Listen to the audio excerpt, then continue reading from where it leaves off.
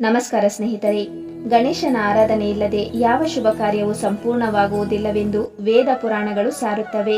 ಪ್ರಥಮ ಪೂಜ್ಯ ದೇವರಾದ ಶ್ರೀ ಗಣೇಶನನ್ನು ಆರಾಧಿಸುವುದರಿಂದಲೇ ಎಲ್ಲ ವಿಘ್ನಗಳು ದೂರವಾಗಿ ಶುಭ ಕಾರ್ಯಗಳು ಯಶಸ್ವಿಯಾಗುತ್ತವೆ.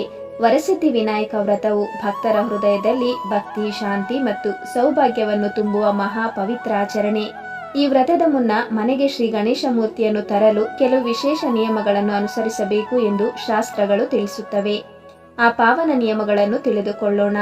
ವರಸಿದ್ಧಿ ವಿನಾಯಕ ವ್ರತವನ್ನು 27/8/2025 ಬುಧವಾರದಂದು ಆಚರಿಸಲಾಗುತ್ತದೆ.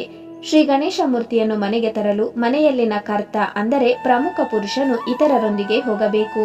ಮೂರ್ತಿಯನ್ನು ಕೈಯಲ್ಲಿ ತೆಗೆದುಕೊಳ್ಳುವವರು ಹಿಂದೂ ವೇಷಭೂಷಣವನ್ನು ಧರಿಸಿರಬೇಕು. ಮೂರ್ತಿಯನ್ನು ತರುವಾಗ ಅದರ ಮೇಲೆ ರೇಷ್ಮೆ, ಹತ್ತಿ ಅಥವಾ ಖಾದಿಯ ಸ್ವಚ್ಛ ಬಟ್ಟೆಯನ್ನು ಹಾಕಬೇಕು. ಮೂರ್ತಿಯನ್ನು ಮನೆಗೆ ತರುವಾಗ ಮೂರ್ತಿಯ ಮುಖವು ತರುವವನ ಕಡೆ ಮತ್ತು ಬೆನ್ನು ಮುಂದಿನ ಬದಿಗಿರಬೇಕು. ಮೂರ್ತಿಯ ಮುಂಭಾಗದಿಂದ ಸುಗುಣ ತತ್ವ ಮತ್ತು ಹಿಂಭಾಗದಿಂದ ನಿರ್ಗುಣ ತತ್ವ ಪ್ರಕ್ಷೇಪಿಸಿರುತ್ತದೆ. ಮೂರ್ತಿಯನ್ನು ಕೈಯಲ್ಲಿ ತೆಗೆದುಕೊಳ್ಳುವವನು ಪೂಜಿತನಾಗಿರಬೇಕು. ಅವನು ಸುಗುಣ ಕಾರ್ಯದ ಪ್ರತೀಕವಾಗಿದ್ದಾನೆ.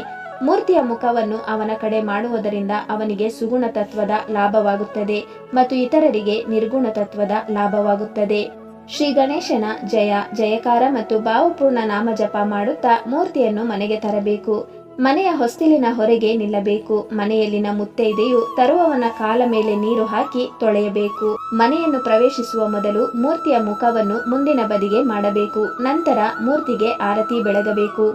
ಮನೆಯಲ್ಲಿ ಯಾವ ಸ್ಥಳದಲ್ಲಿ ನೀವು ವಿನಾಯಕನನ್ನು ಇಟ್ಟು ಪೂಜಿಸುತ್ತೀರೋ ಆ ಸ್ಥಳದಲ್ಲಿ ಮಣೆಯನ್ನು ಹಾಕಿ ಅದರ ಮೇಲೆ ಸ್ವಲ್ಪ ಅಕ್ಕಿಯನ್ನು ಇಟ್ಟು ಅದರ ಮೇಲೆ ಮೂರ್ತಿಯನ್ನು ಇಡಬೇಕು.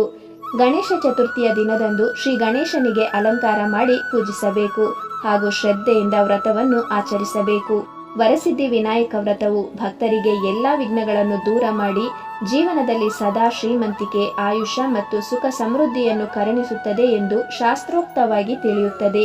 ವಿನಾಯಕನನ್ನು ಶ್ರದ್ಧಾಭಕ್ತಿಯಿಂದ ಪೂಜಿಸಿದರೆ ದೇವರ ಕೃಪಾ ಕಟಾಕ್ಷವು ಕುಟುಂಬದ ಮೇಲೆ ಸದಾಕಾಲ ಹರಿದು ಬರುತ್ತದೆ. ವಕ್ರತುಂಡ ಮಹಾಕಾಯ ಸೂರ್ಯಕೋಟಿ ಸಮಪ್ರಭ ನಿರ್ವಿಘ್ನಂ ಕುರು ಮೇ ದೇವ ಸರ್ವಕಾರ್ಯೇಷು ಸರ್ವದಾ. ಶ್ರೀ ಗಣೇಶಾಯ ನಮಃ. ಧನ್ಯವಾದಗಳು.